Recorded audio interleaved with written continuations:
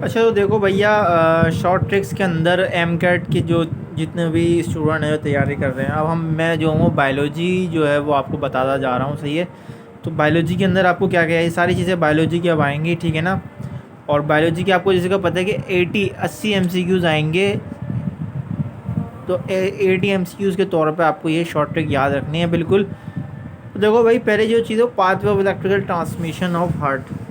तो अब देखो भैया, ये जो है ना, ये किसकी डायग्राम है, ये मैं आपको बताता हूँ। ये आपके दिल की डायग्राम है, सही है। आपके हार्ट की डायग्राम है, ये जो धड़कता है ये, सही है, पूरा का पूरा ये दिल है।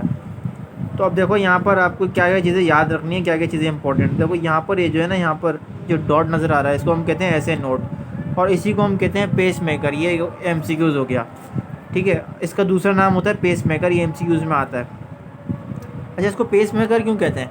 देखो, पेस मेकर इसको इसलिए कहते हैं क्योंकि ये जो है वो बेसिकली पम्प करता है, ठीक है, ब्लड को पम्प करता है।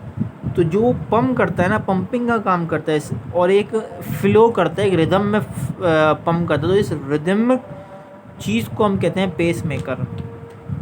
अब देखो यहाँ पर ये जो आपको डॉट नज़र आ रहा है इसको हम कहते हैं AV नोट। अब इन दोनों की क्या फुल फॉर्म है? देखो, इन दोनों की फुल फॉर्म होती है, नीचे आपको गिवन है। ऐसे means sino atrial node, AV means AV node की फुल फॉर्म होती है एट्रोवेंट्रिकल नोट। ये भी MCQs में आ गए, सही है, ये भी आ चुके हैं। अब देखो भाई, ये जो आपको नज़र आ रहा है ना, ये चीज़, ये होती है बीच वाली लाइन, इसको हम कहते हैं बंडल ऑफ हीस। और ये जो निकले हुए होते हैं ना बारीक बारीक से, इस तरीके से, ये इस तरीके से, इसको हम कहते हैं प्रोजेनिकर फाइबर्स, ठीक है ना। अब देखो मैं आपको बताता हूँ, ये होता है, ये जो चीज़ है इसको हम राइट कंसिडर करते हैं। बेसिकली अगर हम देखा जाए तो ये हमारे उल्टे हाथ पे, बट अगर हम दिल को यहाँ पर रखेंगे तो दिल के हिसाब से हम यहाँ पर कंसिडर कर रहे होंगे, सही है ना। तो आप ये समझ रहे हैं दिल है, और हम दिल को लिहाज से अब इस तरह आप समझ सकते हैं कि भाई ये चीज़ जो है वो राइट है। जबकि आप अगर थोड़ा सा इस तरह देखें कि ये मेरा ये उल्टा हाथ है, सही है, तो आप कंसिडर करें कि ये उल्टा हाथ जो होगा ना वो यहाँ पर राइट है, राइट चीज़ कहलाएगी यहाँ पर।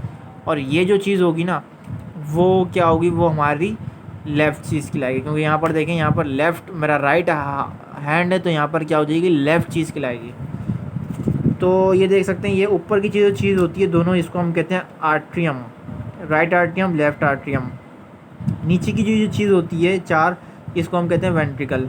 तो ये जो चीज़ हो गई राइट वेंट्रिकल, और ये आ गई लेफ़्ट वेंट्रिकल, ठीक है। तो ये चार चीज़ें आपको पूरी चार्ट समझ में आ गया। अब देखो भाई, यहाँ पर आपको और क्या याद रखनी है, वो ये याद रखना है कि सबसे पहले चीज़ तो देखो, यहाँ पर राइट आर्ट्रियम के अंदर यहाँ पर जो होता है वो एक वॉल्व होते हैं जिसको हम कहते हैं ट्राइकस्पिड वॉल्व, राइट आर्ट्रियम के अंदर। ये भी इंपॉर्टेंट है, MCQs में पूछा जाएगा। बताएं कि ट्राइकस्पिड वॉल्व किधर पाए जाएंगे, तो आपका जवाब ये होना चाहिए कि राइट आर्ट्रियम में पाए जाएंगे, या फिर लेफ़्ट आर्ट्रियम के बीच में पाए जाएंगे, ये भी आप कह सकते हैं। इसी तरीके से ये जो लेफ़्ट साइड पे जो होंगे वो बाइकस्पिड वॉल्व पाए जाएंगे, सही है। अब देखो भाई, सिस्टोल और डायसिस्टोल, देखो ये बहुत ही इंपॉर्टेंट चीज़ पूछ लिया जाता है कि बताएं कॉन्ट्रैक्शन पीरियड को क्या कहते हैं, तो आप बोलेंगे सिस्टोल। रेस्टिंग पीरियड को क्या कहते हैं, तो आप बोलेंगे डायस्टोल। अब ये सिस्टोल और डायस्टोल क्या है? देखो, आप जब ब्लड प्रेशर चेक करवाते हो किसी डॉक्टर से या अपना खुद चेक करते हो, तो जो ऊपर की जो पहली रीडिंग आती है, सही है, जो ऊपर का जो आता है, यानी कि जो रीडिंग ज़्यादा आती है उसको हम कहते हैं सिस्टोल, कॉन्ट्रैक्शन पीरियड होता है। और जो बाद में आती है रीडिंग उसको हम कहते हैं डायस्टोल, ठीक है ना। जैसे कि मैं आपको बताऊं कि हमारी जो बेसिकली जो होता है आइडियल, जिसको कहते हैं टेम्परेचर, ब्लड प्रेशर, वो होता है 120 और कितना 80, सही है, ये होता है बेसिकली 120 और 80 होता है हमारा ब्लड प्रेशर। तो जो 120 होता है ना इसको हम कहते हैं सिस्टोल, ठीक है, इसको हम कहते हैं सिस्टोल। और क्योंकि ये ऊपर ये होता है पहले पहले आ रहा होता है, और इसको हम कहते हैं डायसिस्टोल, ठीक है, डायसिस्टोल कहते हैं हम इसको। तो बेसिकली क्या मैंने आपको बताया यहाँ पर, ये 120 जो ये पहले आ रहा है, इट्स मीन आप जब ब्लड प्रेशर आपने कभी चेक किया होगा तो आपने ये नोट किया होगा, जब जो पल्स आपकी होती है, जो धड़कना स्टार्ट हो जाती है, जब आवाज़ आना स्टार्ट हो जाती है, तो वो आप वहाँ से पहले रीडिंग नोट कर लेते हैं, सही है ना। तो वो जो कॉन्ट्रैक्शन पीरियड होता है उसको हम कहते हैं सिस्टोल। और वो जब धड़कती रहती है और जब वो ऑफ होती है, यानी कि बंद हो जाती है आना, तो वो आप रीडिंग नोट करते हैं, सही है। तो वो जो रीडिंग नोट करते हैं उसको हम कहते हैं डायसिस्टोल, यानी कि रेस्टिंग पीरियड। अब क्योंकि वो रेस्टिंग पीरियड में आ रहा होता है तो ये जो चीज़ें थी वो बहुत ही ज़रूरी थी आपको जानना। और आगे चलते हैं अब देखो मेटामॉर्फोसिस ये किस तरह आएगा एमसीक्यूज़ के अंदर। अब याद रखो कि भैया पूरी पूरी डेफिनेशन आपको रट्टा नहीं मारनी, जो चीज़ें आनी हैं एमकेट के अंदर और जो चीज़ें आप याद कर सकते हो, जो आपके माइंड में बैठ सकती है, वो आपको मतलब कुछ शॉर्ट ट्रिक्स या फिर कुछ शॉर्ट तरीके से आप कुछ ऐसा करें जो याद रहे, ठीक है ना। तो देखें ये शॉर्ट तरीके से मैंने आपको बताया मेटामॉर्फोसिस कि एक होता है कंप्लीट मेटामॉर्फोसिस, वो होता है इनकम्प्लीट। तो कंप्लीट वो होते हैं जिनका जो लार्वा होता है वो प्यूपा होता है, और इनकम्प्लीट वो होते हैं जिसका जो लार्वा होता है वो निम्फ होता है। तो इस तरह पूछा जा सकता है कि इनकम्प्लीट का लार्वा क्या होगा, तो आप बताएंगे निम्फ, और कंप्लीट का लार्वा क्या होगा वो आप बताएंगे प्यूपा। और इस तरीके से ही पूछा जा सकता है कि इसकी एग्जाम्पल बताएं कंप्लीट की। तो भाई एग्जाम्पल जो होती है वो आंट होती है, बीस होती हैं, बटरफ्लाई होती हैं। तो आपने देखा होगा कि बटरफ्लाई एक पूरी की पूरी कंप्लीट जिसको हम कहते हैं मेटामॉर्फोसिस परफॉर्म करती है। और दूसरी चीज़ आप ये एग्जांपल याद रख लें कॉकरोच और ग्रास ऊपर किसकी, निम्फ की, यानी कि इनकम्प्लीट मेटामॉर्फोसिस की। ये आती हैं पेपर में। अब देखो भैया कार्बोहाइड्रेट्स, तो आपको देखो मैंने यहाँ पर मिक्सअप जो है वो मैं आपको पूरे बुक से ही पढ़ा रहा हूँ, सारे शॉर्ट ट्रिक जो आने वाली हैं वही, ठीक है। तो आपको मिक्सअप ही लेके चलना पड़ेगा क्योंकि आपको 6 के 6 बुक्स का आपको एग्ज़ाम, यानी कि 2 बुक्स बायोलॉजी की, 2 बुक केमिस्ट्री की और 2 बुक फिज़िक्स की, इन दोनों मतलब ये 2-2 करके 6 बुक्स का एग्ज़ाम आपको एक साथ देना है 200 एमसीक्यूज़ के अंदर। तो 6 बुक्स को याद रखने का तरीका यही है कि आप शॉर्ट शॉर्ट ट्रिक बना के याद रखें और मिक्सअप करें, ठीक है ना। यानी कि मिक्सअप से मुराद कि आपको मतलब इस तरह याद होना चाहिए कि सब एक साथ आपको याद हो जाए। कॉन्सेप्ट मिक्सअप मत कीजिएगा भाई, सही है। तो देखें कार्बोहाइड्रेट्स, कार्बोहाइड्रेट्स का फॉर्मूला आता है ये बिल्कुल CnH2nOn, मतलब का वही कि कार्बन जो होगा ना कार्बोहाइड्रेट्स के अंदर और ऑक्सीजन दोनों का जो रेट होगा वो सेम होगा, बट ऑक्सीजन जो होगा वो डबल चल रहा होगा। अब देखो कैसे, यहाँ पर मौजूद है इसकी क्लास, फार्मूला और एग्जाम्पल। पहली क्लास जो ट्रायोसिस, अब देखो यहाँ पर कार्बन 3 है, ऑक्सीजन भी 3 है, बट इस फार्मूले के मुताबिक हाइड्रोजन क्या होगा, डबल होगा, 6 होगा, ठीक है ना। तो सबसे आसान तरीका मैं आपको बताऊँ क्लासेस याद रखने का। देखो यहाँ पर कार्बन 3 है, 3 का मतलब होता है ट्री ना, यानी कि ट्रायोसिस। 4 यानी कि टेट्रा टेट्रोस, 5 का तो पता ही होता है पेंटोस, 6 का तो पता होता है हेक्सोस, ठीक है। तो इस तरीके से आप ये इसके नाम याद कर सकते हैं। बाकी रही बात एग्जाम्पल की, तो भाई एग्जाम्पल आपको याद रखनी पड़ेगी। ग्लाइसरोस की एग्जाम्पल क्या होगी, एरोथ्रोस। अच्छा इसको भी मैं आपको बताता हूँ, देखो ये तो समझ में आ गया आपको कि भैया ये जो होगी वो ट्रायोसिस की जो होगी वो एग्जाम्पल होगी।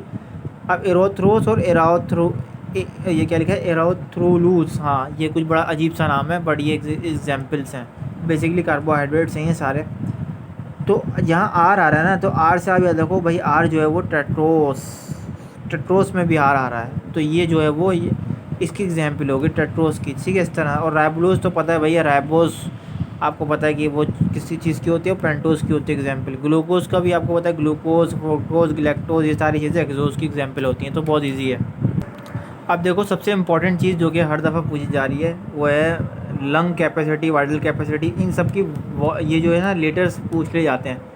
देखो लंग्स आपके अंदर ये जो होते हैं वो लंग्स होते हैं, ठीक है, जो एक्सहेलेशन और इनहेलेशन का काम करते हैं, यानी कि आप सांस अंदर लेते हैं और बाहर लेते हैं ना, तो वो चीज़ है, ये लंग्स हैं आपके।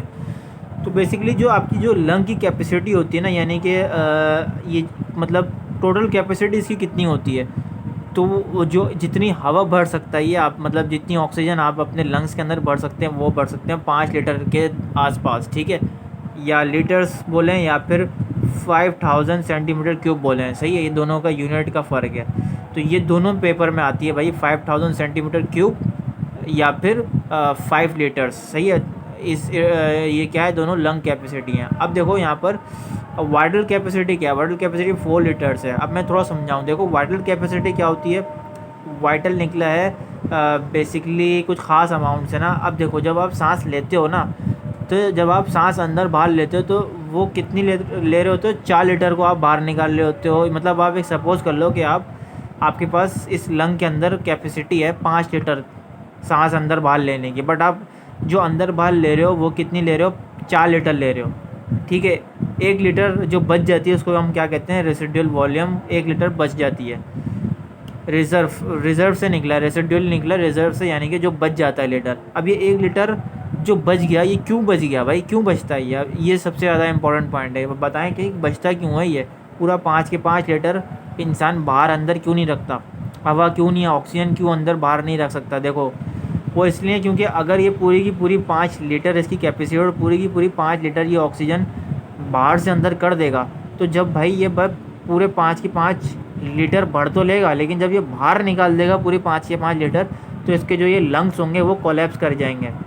ठीक है, इसके लंग्स क्या हो जाएंगे, बिल्कुल डैमेज हो जाएंगे, कोलैप्स कर जाएंगे। क्यों? क्योंकि लंग्स के अंदर कोई हवा, थोड़ी बहुत हवा रहेगी ही नहीं। सिंपल, जब आपने पूरी 5 के 5 इसकी कैपेसिटी उतनी थी और पूरी की पूरी कैपेसिटी आपने बाहर निकाल दी, तो आपके ये पूरा डैमेज हो जाएंगे। सिंपल। तो इसलिए अल्लाह ताला ने ऐसा निज़ाम बनाया है इस बॉडी के अंदर कि 1 लीटर इसके अंदर रहता है, सही है, रिमेनिंग रहता है, ताकि आपके लंग्स सही सलामत रहें और कोलैप्स ना हुए, डैमेज नहीं हुए। ठीक है। अब देखो टाइडल वॉल्यूम का आ जाता है, टाइडल वॉल्यूम इसका हाफ़ लीटर कर दो। ठीक है, जो हाफ़ लीटर होता है वो बेसिकली टाइडल वॉल्यूम कहलाता है। और आप यही देखते हैं कि आपका जो ये टाइडल वॉल्यूम है आम रूटीन में, यही आप जो है वो मतलब अगर आप एक्सरसाइज वगैरह नहीं करते और मतलब आप बड़े बिज़ी रहते हैं और बहुत मतलब आपकी हालत कुछ ऐसी है, तो जो आप मतलब सांस को अंदर बाहर निकाल रहे होते हैं वो आप यही हाफ़ लीटर ही निकाल रहे होते हैं। ठीक है ना। तो ये जो है वो एक टाइडल वॉल्यूम जो है, तो ये सारे एमसीक्यूज़ में आते हैं, ये सारे एमसीक्यूज़ में आते हैं, ये हाफ़ लीटर। ठीक है।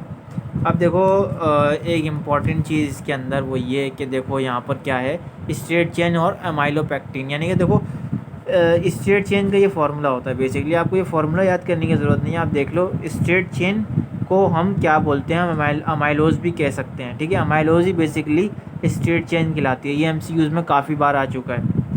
और ये जो देखो ब्रांच चेंज नज़र आ रही है ना, ये ब्रांच चेंज को हम अमाइलोपेक्टिन कहते हैं।